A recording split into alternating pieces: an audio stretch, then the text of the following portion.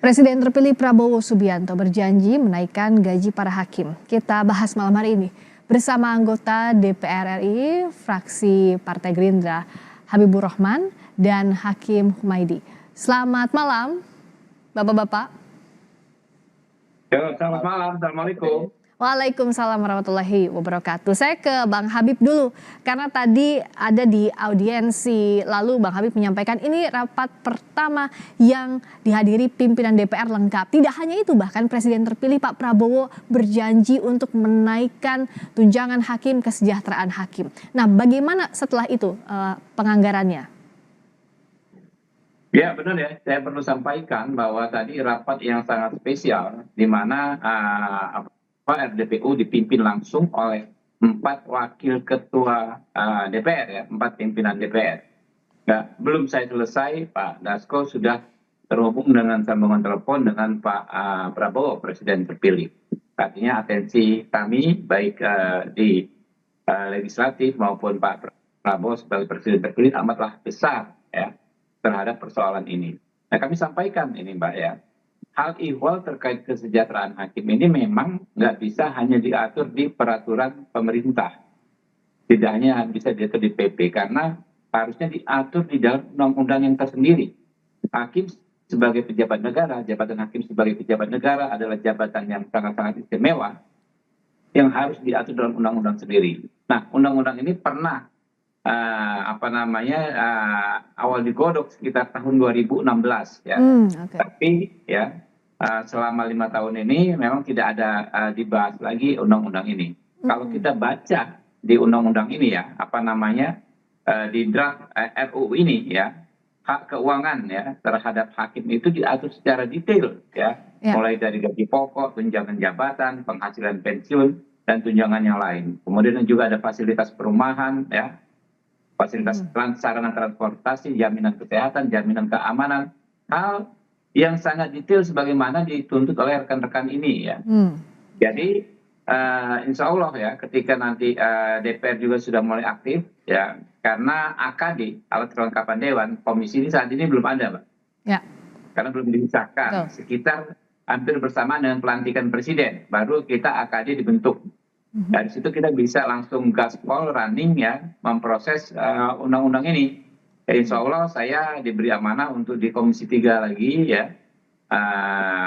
Juga Pak Prabowo tadi sudah menyampaikan komitmennya untuk tetap konsisten mendukung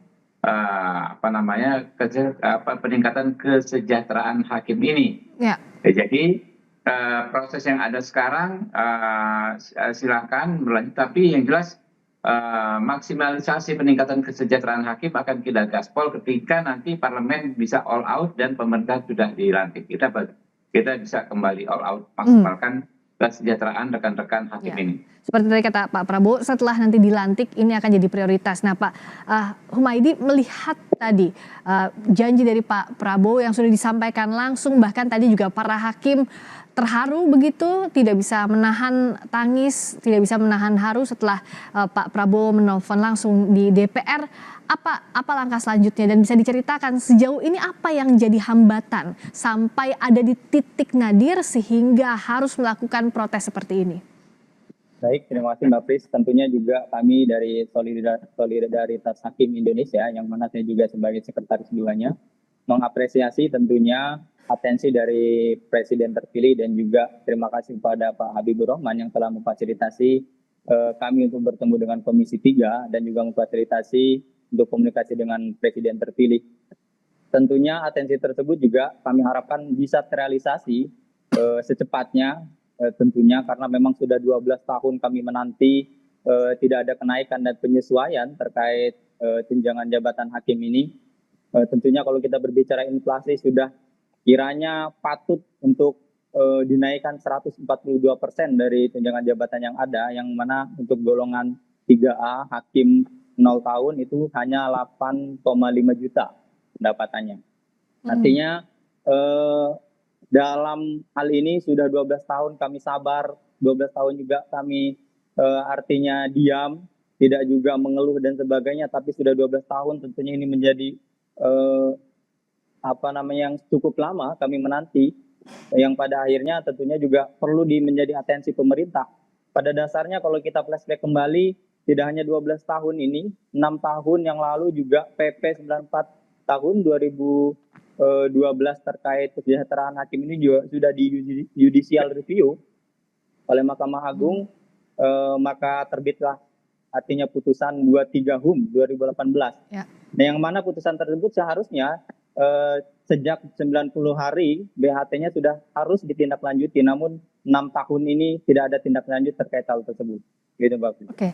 Nah, kalau dari Bang Habib tadi diceritakan oleh Pak Humaydi, ini prosesnya 12 tahun. Artinya sudah dari pemerintahan ke pemerintahan dibahas tapi ada bottleneck-nya, selalu ada hambatannya. Apa sih sebenarnya yang jadi kendala kalau dari Bang Habib lihat? Jadi gini, kami setiap tahun melakukan rapat kerja dengan Sekretariat Jenderal Mahkamah Agung membahas anggaran untuk Mahkamah Agung ini. Ya. Terus terang saya sampaikan, saya 5 tahun di DPR ya. Hal ihwal tuntutan peningkatan ini saya nggak pernah dapat detailisasi gitu loh. Ada demand seperti ini semendesak ini nggak pernah dapat. Nah, sehingga alokasi anggaran peningkatan itu yang terjadi peningkatan banyak juga ke arah pembangunan fisik, pembangunan gedung ya. Misalnya lalu aplikasi dan lain sebagainya. Padahal sebelum kita bicara gedung, sebelum kita bicara aplikasi-aplikasi, kita bicara manusianya.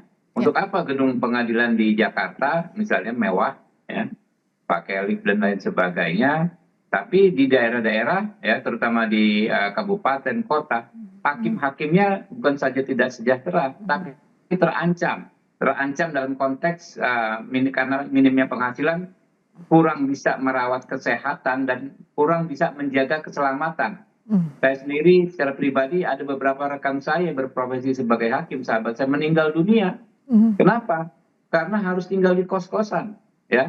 Ketika dia masuk angin tengah malam, nggak ada istri yang yang merawat, gitu. Karena tinggalnya di kos-kosan. Ini bukan cerita 1-2 orang, Mbak. Ini cerita banyak sekali yang sudah umum. Karena mereka kan tour of duty-nya harus ke berbagai daerah. Nah, ini yang memang perlu perhatian khusus. Saya bilang tadi, jumlah hakim ternyata cuma 8.000. Ya, paling banyak 8.000 something lah, 8.000 orang. Masa kita sebagai negara besar nggak bisa menghandle kesejahteraan 8.000 pejabat negara kita yang sangat-sangat penting tugasnya ini. Gitu. Jadi soal angka tadi disebut teman-teman ya, kita akan cermati masa-masa kita, tapi secara prinsip ya, undang-undangnya harus ada dulu juga. Ya. Jadi landasannya payung hukumnya harus ada dulu, harus siap dulu. Jadi, ya Bang Habib ya. Teman-teman ini minta diakomodir dalam PP yang diberikan tadi, ya, walaupun baru batas komitmen bukan hanya PP, tapi undang-undang jabatan hakim. Ya. Semua hal dicakup dalam undang-undang tersebut. Nah, jadi dijanjikan tadi harus dalam payung hukum yang kuat, undang-undang landasannya.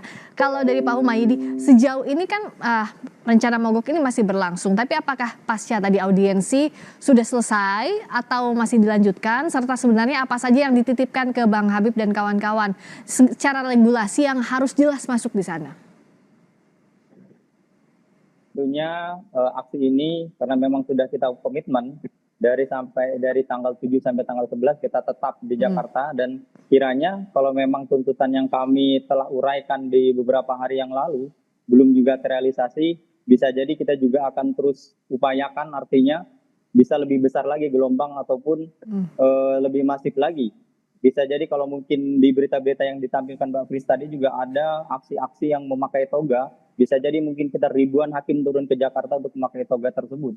Dalam arti bahwa memang masalah ini sudah darurat, sudah krusial. Bukan hanya terjadi pada hakim, dalam artian bukan berbicara kesejahteraan hakim saja, artinya kesejahteraan hakim ini juga akan berdampak besar kepada penegakan hukum dan keadilan di masyarakat. Tentunya di masalah menjadi masalah kita semua, masyarakat Indonesia.